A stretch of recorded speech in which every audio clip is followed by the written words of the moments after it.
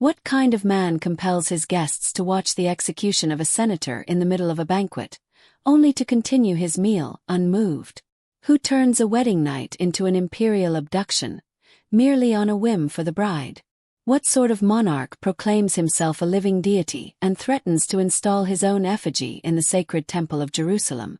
That man was Caligula, and all of this took place behind closed doors. To the public, his authority appeared absolute. However, it was in the privacy of his chambers or aboard his private ships, true sanctuaries of debauchery, where Caligula revealed his true nature, that of a leader who answered to no one, not even to the gods. His reign was short, but so perverse that even today it defies all comprehension. To understand how he became this crowned despot, we must return to his origins, for no one is born a Caligula, one is transformed into him. Caligula was born on the 31st of August in the year 12 AD, in the city of Antium. His birth name was Gaius Julius Caesar Augustus Germanicus, the son of the celebrated general Germanicus and Agrippina the Elder, linking him by blood to the two most influential families of the empire, the Julians and the Claudians. His lineage was defined as much by greatness as by tragedy. From childhood, he joined his father on military campaigns, and it was in this environment that he earned the nickname that would immortalize him, Caligula, which translates to little boots. He used to wear a miniature suit of armor that fascinated the soldiers, but the tenderness of that nickname would brutally contrast with the future that awaited him. The death of his father in Syria, under suspicious circumstances, marked a turning point. The general belief was that he was the victim of a plot orchestrated by Sejanus, the feared Praetorian prefect, or even by Emperor Tiberius himself. Agrippina, his mother, openly accused the throne, which cost her exile and, ultimately, her life. His older brothers met the same fate. Only Caligula was spared, perhaps due to his youth or his ability to remain silent. He was taken to Capri, where he lived under the direct supervision of Tiberius. There, amidst decadent banquets and lethal political schemes, he learned that in Rome, it is not the righteous who triumph, but the cunning. Years later, with the fall and execution of Sejanus, Caligula began his ascent. And with the death of Tiberius, some whisper it was hastened by a pillow on his face, the young heir rose as emperor. His arrival was greeted with enthusiasm. He freed prisoners, forgave debts, and sponsored games. It seemed Rome had a new Augustus. However, shortly after he fell gravely ill, and when he reappeared in public life, he was no longer the same man. Something inside him had fractured. What followed was not a government, but a lesson for posterity. When an individual with trauma, unlimited power, and deep insecurities believes himself a god, events cease to be politics and become institutionalized madness. After recovering from his mysterious illness, Caligula did not return as the emperor the people had acclaimed. He returned convinced he was something more. He was no longer just the most powerful man in Rome.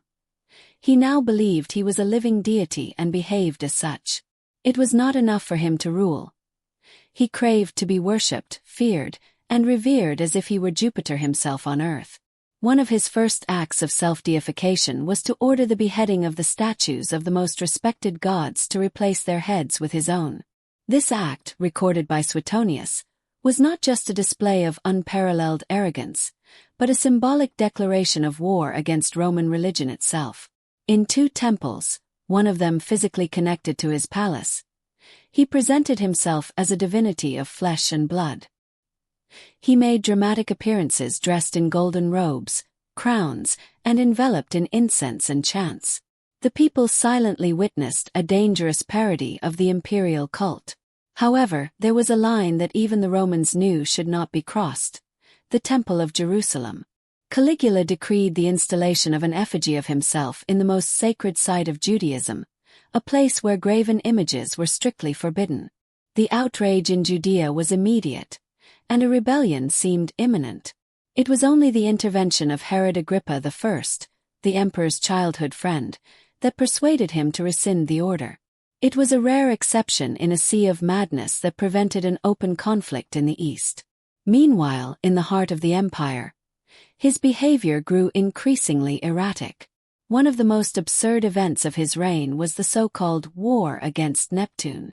During an expedition on the northern coast of Gaul, Caligula commanded his legions to form ranks before the ocean and charge at the waves. With swords held high, they were to fight the god of the sea. Upon finishing, they were instructed to collect seashells, which Caligula displayed as spoils of war. According to Suetonius, the emperor celebrated this victory with a triumph in Rome. Was it a political satire to humiliate his troops? An act of pure insanity or a symbolic gesture to subjugate even the gods? Whatever the explanation, the message was clear. Caligula no longer shared the same plane of reality as his subjects. His obsession with divine power was closely tied to his most earthly insecurities. Suetonius portrays him as a man of sickly appearance, pale, with thin legs, a hairy neck, and bald from a young age. His sunken, dark eyes gave him a disturbing look. It was rumored that he would become enraged if anyone mentioned the word goat, a common taunt about his physique, and that he even issued an edict forbidding anyone from standing above him in public, so his baldness could not be seen. His vanity was so excessive that, according to the chronicles, he spent hours practicing intimidating expressions in front of a mirror. He longed for his face to inspire terror without needing words. He wanted to look like a god, though deep down he feared he was nothing more than a small man disguised as a monster. What followed was not a government, but a lesson for posterity. When an individual with trauma, unlimited power, and deep insecurities believes himself a god, events cease to be politics and transform into institutionalized madness. Under Caligula's rule, the dividing line between entertainment and cruelty completely vanished. What was supposed to be fun for the Roman people became a showcase for his totalitarian power, a stage for his darkest fantasies. Unlike other emperors who merely attended gladiatorial fights, Caligula turned them into ceremonies of subjugation. He himself chose who would fight, who would die, and, on certain occasions, which spectator would be thrown into the arena. According to Suetonius, he would not hesitate to point at a guest he found tedious or annoying and order them thrown into the combat as punishment. Senators, aristocrats, common citizens. Everyone was susceptible to his whims. No one was safe. But his sadism was not limited to the pain of others.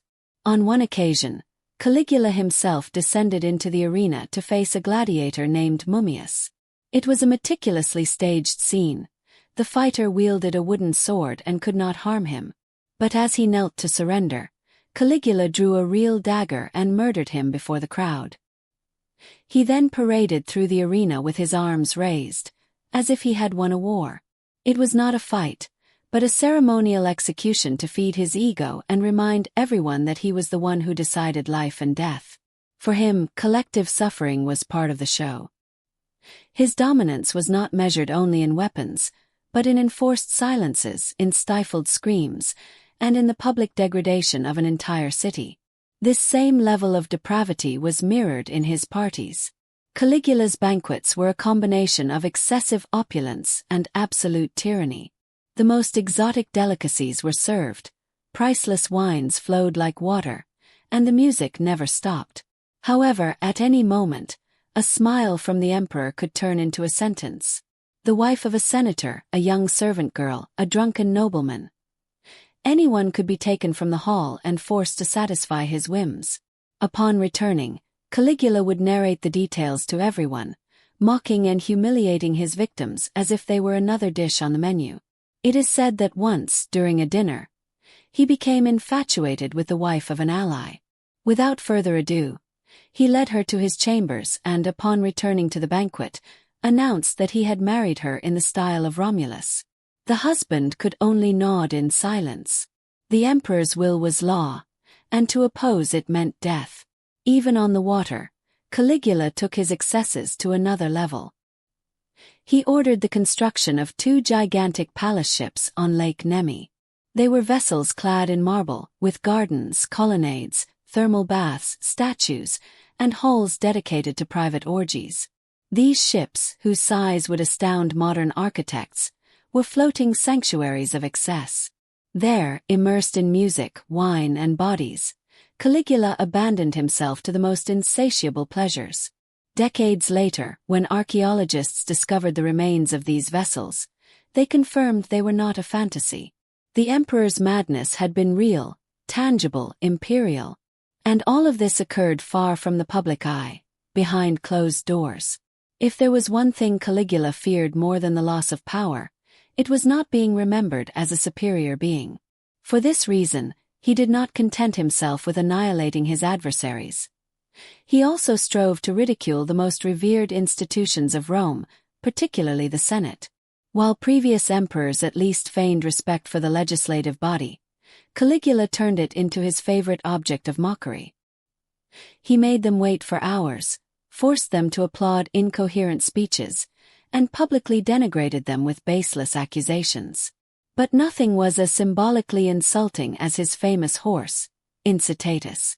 Caligula not only had a marble stable built for it with jeweled collars, personal servants, and dinners in golden cups. He also declared, with a seriousness bordering on madness, no one knows for sure, his intention to appoint it consul. For many historians, this was not mere eccentricity, but a direct challenge, a way of stating that the Senate was so dispensable that even an animal could take its place. His disdain for conventions extended to his private life. Over time, Caligula accumulated rumors that, though difficult to fully verify, have persisted for centuries. The most notorious was his alleged incestuous relationship with his sister Drusilla. It was believed he loved her as a wife and, after her death, he granted her divine honors. While there is no irrefutable proof, his ambiguous public behavior fueled the morbid curiosity of Rome and the silent hatred of his enemies. To this were added other defiant practices. He sometimes dressed as a woman, other times as Eastern deities, or even as the goddess Venus. In a culture as symbolic as the Roman one, where clothing defined social status and gender, such acts were not interpreted as fashion, but as an affront. Caligula did not aspire to be like the gods. He wanted to supplant them. But not even terror could sustain a regime indefinitely. 4 years after seizing power, in the year 41 AD, a contingent of Praetorians, led by Cassius Chaerea, one of his most humiliated officers, brutally murdered him in a palace corridor. They also executed his wife and daughter, fearing that heirs might remain.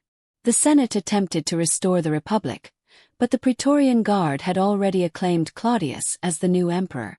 Caligula was dead, but his legend was not. Today, his name is synonymous with imperial tyranny, boundless abuse, and a government that brought the Roman Empire to the brink of institutional collapse. His figure is analyzed, feared, and debated. But beyond the myth, what is undeniable is that absolute power in the hands of an unstable individual can transform an empire into his own personal theater of terror. And for you, which of Caligula's habits did you find the most unsettling? Share it in the comments, and don't forget to subscribe to the channel if you enjoy these historical narratives that explore the darkest side of the past. Activate the bell so you don't miss our next chapter. See you in the next one.